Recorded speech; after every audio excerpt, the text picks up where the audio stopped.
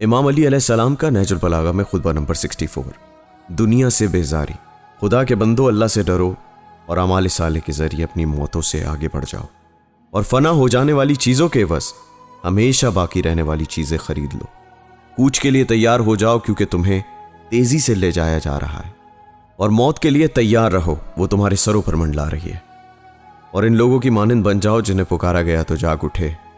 اور جب یہ جان گئے کہ دنیا ان کے رہنے کی جگہ نہیں ہے تو اسے آخرت سے بدل لیا،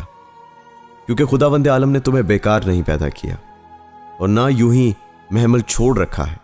صرف موت آنے کی دیر ہے، اس کے بعد ہی تمہارے لیے جنت یا دوزخ۔ یہ زندگی جسے ہر لحظہ یعنی آنے والا وقت کم کرتا اور ہر ساتھ اس کی عمارت کو گراتی رہتی ہے، اسی قابل ہے کہ اسے کم سمجھا جائے۔ اور وہ مسافر جسے نئے دن اور نئی رات لگاتار کھینچے لیے جا رہے ہیں، اسے جلدی اپنی منزل پر واپس پہنچنا ہے۔ اور وہ آنے والی موت جو سعادت یا شقاوت یعنی وہ بدقسمتی کو اپنے ساتھ لائے گی، بہترین ساز و سامان کو مستحق ہے۔ تم دنیا میں رہ کر اس سے اس قدر توشہ آخرت لے لو جس سے کل اپنے نفسوں کو بچا سکو۔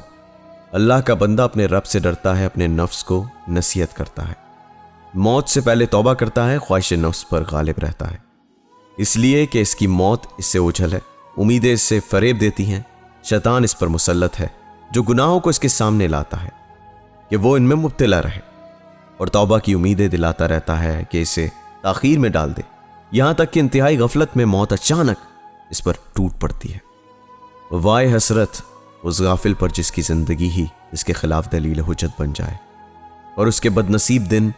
اسے بدبختی تک پہنچا دیں۔ ہم حق سبحانہ تعالیٰ سے سوال کرتے ہیں کہ وہ ہمیں اور تمہیں یہ توفیق دے کہ دنیا کی نعمتیں ہمیں سرکش نہ بنا دیں،